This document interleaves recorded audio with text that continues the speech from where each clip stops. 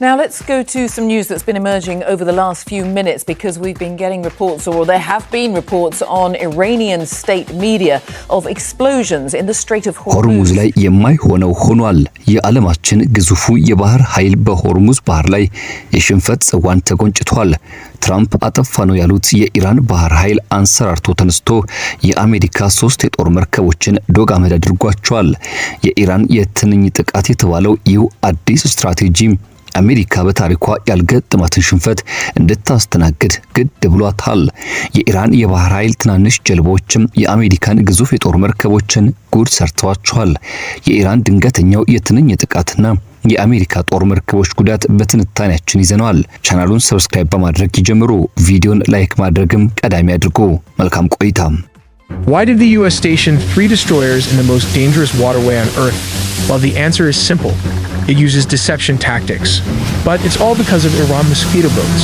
በጠባቡ የነዳጅ ዘይት ንግድ መስመር የሆርሙዝ ወሽመጥ በታሪክ አጋጣሚ የዓለም የዕለት ተዕለት የነዳጅ አቅርቦት 1/5ኛው በሚተላለፍበት በዚህ ወሳኝ የውሃ መስመር ላይ 3 የአሜሪካ አርሌ ቡርግ ሚሳኤል የታጠቁ የጦር መርከቦች እያለፉ የኢራን እሳት እራት ሆኗል። የአሜሪካ መካከለኛ እዝ ይፋዊ መግለጫዎች ይህኑ በሆርሙዝ ወሽመጥ ላይ የተከሰተውን ቀውስ ተከትሎ የመርከቦችን ደህንነት ለማረጋገጥ የሚደረገው ሰፊ ጥረት አካል አድርገው ያቀርቡታል። ሆኖም የክስተቶቹ ቅደም ተከተል እጅግ ከፍተኛ ቁጥር ያላቸው የኢራን ፈጣን የውጊያ ጀልባዎች፣ የድሮን መንጋዎችና የጸረ መርከብ ሚሳኤል ጥቃቶች በወታደራዊ ተንታኞች ዘንድ ከፍተኛ ጥርጣሬና መላምትን ቀስቅሷል። የፕሮጀክት ፍሪደም ስር የሚደረገው ተራ የጥበቃ ወይም ደግሞ የአጃቢነት ተልዕኮ ከመሆን ይልቅ ለአንዳንድ ታዛቢዎች ከፍተኛ ዋጋ ያላቸው ነገር ግን በከፍተኛ ሁኔታ የታጠቁ ወታደራዊ ንብረቶችን ለአደጋ በማጋለጥ የኢራንን ድብቅና ያልተመጣጠነ የጦር መሳሪያ ክምችት ለይቶ ለማውጣትና በዘዴ ለማውደም የታለመ የቆረጠ ቁማር ይመስላል። በዚህ ግጭት ውስጥም ያለው አደጋ እጅግ ከፍተኛ ነው። በኢራንና በኦማን መካከል ባለው ጠባብ ስፍራ 33 ኪሎ ሜትር ብቻ ስፋት ያለው የወሽመጥ የኢራን ግጭት እየተባባሰ በመምጣቱ ምክንያት እንቅስቃሴዋ ተገቶ ቆይቷል። የኢራን እስላማዊ አብዮት ጦርም የባህር ውስጥ ፈንጂዎች መቅበር፣ መርከቦችን በቁጥጥር ስር በመዋል እንዲሁም በንግድ መርከቦች ላይ ጥቃት መሰንዘር ወሽመጡን በተግባር ዘግቶታል። ይህ በሺዎች የሚቆጠሩ መርከበኞች እንዲንገላቱና በሚሊዮኖች የሚቆጠሩ በርሜል ነዳጅ ዘይት እንዳይንቀሳቀሱ አድርጓል። በዚህ ምክንያትም የዓለም የኃይል ገበያ ከፍተኛ ድንጋጤ ውስጥ ወርቋል። የነዳጅ ዋጋ በአንድ በርሜል $100 በላይ በመናር በዓለም አቀፍ ኢኮኖሚ ላይ የዋጋ ንረትን እንዲሁም አለመረጋጋትን አስከትሏል። A fragile ceasefire between US and Iran is facing renewed strain, with both sides trading fire multiple times in the last few days. ከግጭቱ በፊት ባሉት ቀናት የተነሱት የሳተላይት ምስሎች ግልጽ የሆነ የኃይል መገለጫን ያሳያሉ። የአውሮፓ ጠፈር ኤጀንሲ ሌሎች የንግድ ሳተላይት ምስሎችም እጅግ አስገራሚ የሆኑ የኢራን ጦር ፈጣን ውጊያ ጀልባዎች አሰላለፍን አሳይተዋል። መጀመሪያ ላይ የ40 ጀልባዎች ስብስቦች የታዩ ሲሆን በኋላ ላይ ግን ቁጥራቸው 85 እና ከዚያ በላይ መድረሱ አልፎ ተርፎም ከ100 በላይ የሚሆኑ የውሃ ላይ ተሽከርካሪዎች ከቀሽም ደሴት በስተደቡብ ለብዙ ኪሎ ሜትሮች የተዘረጋ ረዥም መስመር መስርተው እንደነበር ሪፖርቶች ይጠቁማሉ። እነዚህ ተራ የጦር መርከቦች አይደሉም። በስትራቴጂ አውጪዎች ዘንድ የትንኝ መርከቦች ተብለው የሚጠሩት የኢራን ያልተመጣጠነ የባህር ኃይል ክፍሎች በሺዎች የሚቆጠሩ ትናንሽ ከፍተኛ ፍጥነት ያላቸው ጀልባዎችን ያቀፉ ናቸው። አብዛኞቹ በሰዓት ከ50 ኖት በላይ የመጓዝ አቅም ያላቸው ሲሆን የጸረ መርከብ ሚሳኤሎችን እንዲሁም ሮኬቶችን፣ ከባድ መትረየሶችና አርፒጂዎችን የታጠቁ ናቸው። ታዲያ እነዚህ ጀልባዎች ከድብቅ የባህር ዳርቻ ጣቢያዎች፣ ከመሬት በታች ካሉ ተቋማትና በቀሽም ደሴት እንዲሁም ደግሞ በባንደር አባስና ካንደር ካሚር አቅራቢያ ካሉ ሰው ሰራሽ ዋሻዎች ውስጥም ይንቀሳቀሳሉ። የነርሱ የውጊያ ስልት የመንጋ ውጊያ የሚባል ሲሆን ይህም ግዙፍ የጦር መርከቦች ጠባብ በሆነ የውሃ አካላት ውስጥ ያላቸውን የተፈጥሮ ብልጫ በሚያጡበት ወቅት ላይ በከፍተኛ ፍጥነትና በብዛት በመክበብ የመርከቦቹን የመከላከል አቅም ማዳከም ላይ ያተኮረ ነው።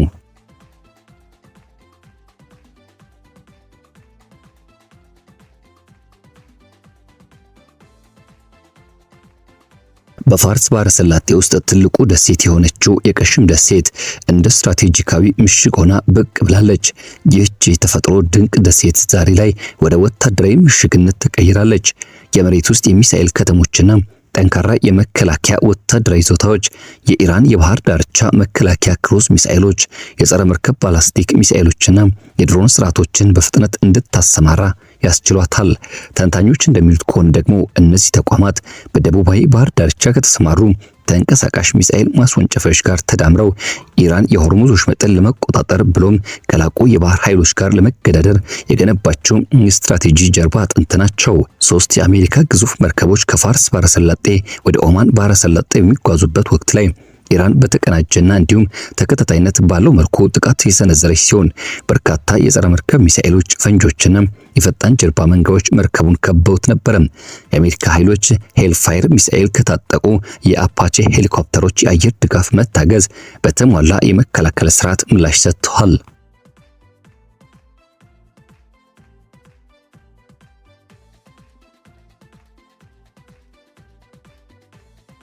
እያንዳንዱ የመጣ ጥቃት ከሽፏል። አንዳቸውም የአሜሪካ መርከቦች ጉዳት አልደረሰባቸውም ቢባልም ከኢራን የሚወጡ መረጃዎች ግን በተቃራኒው ሆነው እናገኛለን።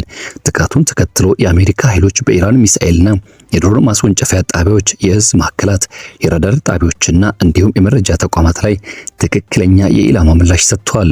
በተለይም በቀሽም በባንደር አባስና በአካባቢው ባሉ ቦታዎች ላይ ያነጣጠረ ጥቃት ተፈጽሟል። የኢራን መንግስት መገናኛ ብዙሃንና የአካባቢው ሪፖርቶች እንደሚገልጹት ከሆነ በዚያች ምሽትም በባህር ዳርቻው አካባቢ የሚታዩ ፍንዳታዎች ሰማዩን አብርተውት ነበረ። በተለያዩ የጥናት ቪዲዮዎችና በማህበራዊ ሚዲያዎች ላይ የተሰራጩ ያሉ አነጋጋሪ መላምቶች እንደሚጠቁሙት ከሆነ የአሜሪካ ጦር መርከቦች በወሽመጡ ውስጥ ያለፉት በድንገት ሳይሆን ሆነ ተብለው ለተዘጋጀ ማጥመጃነት ነው።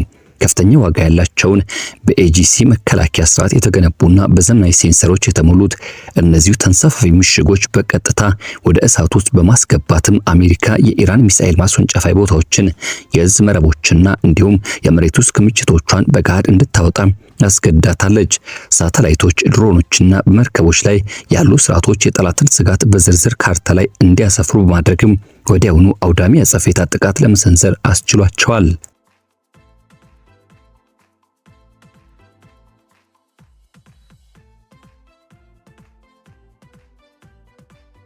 ይህ አይነቱ ስልት ታዲያ በወታደራዊ ታሪክ ውስጥ አዲስ አይደለም። ታላላቅ ኃይሎች የጠላትን አቅም ለመለካትና ለማዳከም ራሳቸው ለአደጋ አጋልጠው የመውጣት ስልትን ለረጅም ጊዜ ሲጠቀሙበት ከርመዋል። አሁን ባለንበት ትክክለኛ የኢላማ የመምታት አቅም በጨመረበት የእውነተኛ ጊዜ መረጃ አሰባሰብና ዘርፈ ብዙ የጦርነት ስልት በነገሰበት ዘመን የጠላትን የመከላከያ መረብ ለመበተን እንዲህ አይነት ዘዴ መጠቀም የዘመናዊ ስልት ውጤት ተደርጎ ይወሰዳል። የኢራን ስልትም የተመሰረተው በመደበቅና በመበተን ላይ ነው። ስለዚህ ኢራን በጅምላ ሚሳኤሎችን እንድታስወነጭፍ ማስገደድና ያን የተደበቀ መጋረጃ መቅደድ ማለት ነው። ፕሬዝዳንት ዶናልድ ትራምፕም በሰጡት መግለጫ የክዋኔው ስኬት አጉልተዋል። አጥፊ መርከቦቹ በከፍተኛ ጥቃት ውስጥ ሆነው ምንም ጉዳት ሳይደርስባቸው ማለፋቸውን፣ በጥቃት አድራሾቹ ላይ ከፍተኛ ጉዳት እንዳደረሱ፣ ብረት ግንብ ተብሎ ወደሚጠራው የባህር ላይ ከበባም መመለሳቸውን ገልጸዋል። ኢራን ወደ ስምምነት ካልመጣች ከዚህ የከፋ እርምጃ እንደሚጠብቃትም ጭምር ትራምፕ በመግለጽ አስጠንቅቀዋል። የኢራን ወገን መረጃ ግን በፍጹም የተለየ ነው። የመንግስት መገናኛ ብዙሃንና ከአብዮታዊ ዘበኛው ጋር ግንኙነት ያላቸው አካላት በአሜሪካ መርከቦች ላይ ጉዳት ማድረሳቸውን ገልጸዋል። ድርጊታቸውም አሜሪካ በኢራን ነዳጅ ጫኝ መርከቦችና በባህር ዳርቻዎች ላይ ለፈጸመችው ትንኮሳ የተሰጠ የመከላከያ ምላሽ እንደሆነ አድርገው አቅርቦታል። ታዲያ እነዚህ ተቃራኒ የሆኑ መረጃዎች በክልል ውስጥ የሚካሄደው ግጭት ምን ያህል በመረጃ ጦርነት የታጀበ መሆኑን ያሳያል። የአጥፊ መርከቦቹ ጉዞ ለብቻው የተከሰተ ክስተት አይደለም። ይህ ጉዞ የተከናወነው የትራምፕ አስተዳደር የንግድ መርከቦችን በወሽመጡ ውስጥ ለማጀብና የኢራን ቁጥጥር ለመስበር ባቀደው ፕሮጀክት ፍሪደም በተሰኘው በዚህ እርምጃ ውስጥ ነው። በወርሃ ግንቦት መጀመሪያ ላይ የተጀመረው ይህ ክዋኔ የአሜሪካ ባህር ኃይል የንግድ መርከቦችን እንዲመራና በሂደቱም በርካታ የኢራን ጀልባዎችን እንዲያሰጥም አድርጓል። ሆኖም ግን በዲፕሎማሲያዊ ግፊቶችና በክልሉ አጋሮች ዘንድ በተፈጠረው የጦርነት ስጋት ምክንያት ለጥቂት ቀናት ተቋርጦ ቆይቷል። በአሁኑ ወቅት ታዲያ በ10 ሺዎች የሚቆጠሩ መርከበኞች፣ በመቶዎች የሚቆጠሩ መርከበኞች በመቶዎች የሚቆጠሩ መርከቦች ላይ ታግተው ይገኛሉ። የዓለም ነዳጅ፣ የተፈጥሮ ጋዝ እንዲሁም የማዳበሪያና የሌሎችም መሰረታዊ ቁሳቁሶች አቅርቦት ሰንሰለት በእጅጉ ተጎድቷል። በወሽመጡ ውስጥ የሚያልፉ መርከቦችም የመድን ዋስትና ክፍያ ሰማይ ነክቷል። የዚህ ኢኮኖሚ ቀውስ ተጽዕኖ ከፋርስ ባህረ ሰላጤ አልፎ ከአውሮፓ የኃይል ፍጆታ ዋጋ እስከ እስያ ማምረቻ ወጪዎች ድረስ እየተሰማ ይገኛል።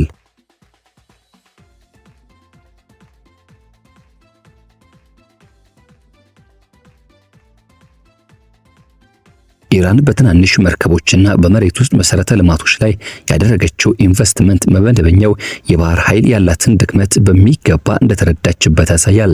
ቀደም ብሎ በአሜሪካና በእስራኤል የተሰነዘሩ ጥቃቶች በመደበኛው የኢራን ባህር ኃይል ላይ ከፍተኛ ጉዳት አድርሰው ነበር። በዚህ ምክንያትም ለደፈጣ ውጊያ ተብሎ የተገነባው የአብዮታዊ ጦር የባህር ኃይል ወሽመጡን ለመቆጣጠር ዋነኛ መሳሪያ ሆኗል። በመቶዎች የሚቆጠሩ ትናንሽ ጀልባዎች፣ ተንቀሳቃሽ ሚሳኤሎች፣ የባህር ውስጥ ፈንጂዎችና የድሮን መንጋዎች በዓለም ላይ እጅግ ዘመናዊ የሚባሉ የባህር ኃይል እንኳን ሊጠነቀቅለት በሚገባው ውስብስብና የተደራረበ የጦርነት ቀጠና ፈጥረዋል። ከአሜሪካ ባለስልጣናትና ግልጽ የሆኑ መረጃ ምንጮች የተገኙ ዝርዝር ዘገባዎች ለሰዓታት የዘለቀውና እጅግ ከፍተኛ ግለት የታየበትን የውጊያ ገጽታ በግልጽ ያሳያሉ። የኢራን ፈጣን ውጊያ ጀልባዎች በከፍተኛ ፍጥነት በመንቀሳቀስ አሜሪካውያኑ የጦር መርከቦች መድፎቻቸውና የቅርብ ርቀት መከላከያ ስርዓቶቻቸውን ለመጠቀም እስኪገደዱ ድረስ ተቃርበው ነበር። ኤሌክትሮኒክስ ጦርነት መሳሪያዎችም የጠላትን የመመርመሪያ መሳሪያዎች ብሎ የመገናኛ ዘዴዎች በማፈን ከፍተኛ ሚና ተጫውተዋል። በረጅም ርቀት ላይ የሚሳኤል ጥቃትን፣ መካከል ርቀት ደግሞ መድፎችና አሳሳች መሳሪያዎችን እንዲሁም መከላከያን አልፈው ለሚገቡ ጥቃቶች ደግሞ የተደራረቡ የቅርብ ስርዓቶችን እንዲሁም መከላከያን አልፈው ለሚገቡ ጥቃቶች ደግሞ የቅርብ ርቀት ስርዓቶችን የያዘው ይህ ተደራራቢ የመከላከያ ስልት ልክ እንደታቀደለት በብቃት ስራውን አከናውኗል።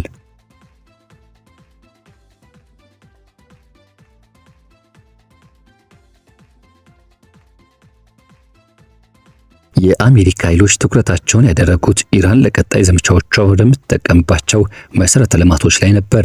በባህር ዳርቻዎች ውስጥም ተቆፍረው የተሰሩት የሚሳኤል ማስወንጨፊያ ስፍራዎች፣ በቀሽም ደሴት ላይ የሚገኙ የመሬት ውስጥ ተቋማት፣ የእዝ ማዕከል፣ ባንከሮችና የክትትል ጣቢያዎች ዋነኛ ኢላማዎች ነበሩ። እነዚህ ጥቃቶች ኢላማቸው ደግሞ ተራ ጽፌታ እርምጃ መውሰድ ብቻ ሳይሆን ኢራን እንዲህ ያሉ መጠነ ሰፊ ጥቃቶችን በድጋሚ መሰንዘር አቅሟን የማዳከም ጭምር ነው። ይሁን እንጂ ኢራን እጇን ሰብስባ አልተቀመጠችም።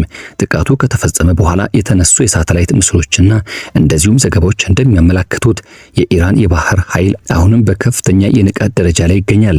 ተጨማሪ ጀልባ ስብስቦችን በባህር ላይ ሲንቀሳቀሱ ታይቷል። ምንም እንኳን የመሬት ውስጥ ክምችቶቻቸው ጉዳት ቢደርስባቸውም እነዚህ ተቋማት ሆነ ተብለው በተለያዩ ቦታዎች ተበታትነውና በጠንካራ ሁኔታ ተገንብተው በመሰራታቸው ሙሉ በሙሉ ሊወድሙ አልቻሉም። የዚህ የትንኝ መንጋ የጦር ኃይል ጥንካሬ የሚመነጨው ከብዛቱ በቀላሉ መንቀሳቀስ ከመቻሉና ወጪውም አነስተኛ ከመሆኑ ነው። እነዚህ ባህሪያት ታዲያ ረጅም ጊዜ የሚፈጅ ዘመቻ ሳይካሄድ እንዲህ ያለውን ኃይል ሙሉ በሙሉ ማክሸፍ እጅግ አዳጋች ያደርጉታል።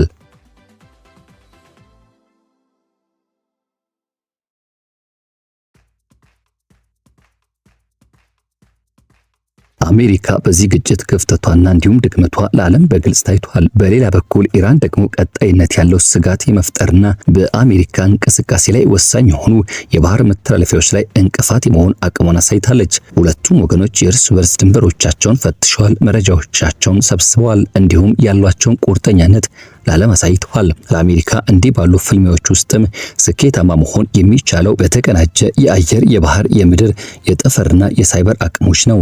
እንደ ትራክስተን፣ ፔራልታና ሜሰን ያሉ መርከቦች ለብቻቸው የሚንቀሳቀሱ መሳሪያዎች ሳይሆኑ የአንድ ትልቅ የመረጃ መረብ አካላት ናቸው። የእነዚህ መርከቦች ጉዞ የተሳካ ሆነ ያልተሳካ ስለ ጠላት የውጊያ ስልቶች፣ ቴክኒኮችና የአሰራር ሂደቶች እጅግ ጠቃሚ መረጃዎችን ይሰጣሉ። ለኢራን ደግሞ ዋናው ግብ አሁንም ቢሆን ወሽመጡ ላይ ያለ ገደብ እንዳያገለግል እንቅፋት መፍጠር፣ በዲፕሎማሲያዊና በኢኮኖሚ መስኮች ጥቅሞችን ማስገኘት፣ ከዚህም ባሻገር በዋናው ግዛቷ ላይ ጥቃት እንዳይሰነዘር መከላከል ነው። የመሬት ውስጥ ተቋማቶቿና የመንጋ ውጊያ ስልቷ ዛሬ ለመግዛትና እንዲሁም ደግሞ የአሜሪካን ጥቃት ለማወናበድ ይረዱታል። የክልሉ ሀገራትም ሁኔታውን በከፍተኛ ስጋት ይከታተላሉ። የወሽመጡ ሙሉ በሙሉ መዘጋት ወይም ደግሞ የግጭቱ መስፋፋት የእነርሱን ኢኮኖሚና ደህንነት በቀጥታ አደጋ ላይ ይጥላል። በተለይም የባህረ ሰላጤው ነዳጅ ዋነኛ አስመጪ የሆነችው ቻይናን ጨምሮ ዓለም አቀፍ ኃይሎች ሁለቱም ወገኖች ራሳቸውን እንዲገቱና የውሃ መስመር በድጋሚ እንዲከፍቱ ጥሪ አቅርበዋል።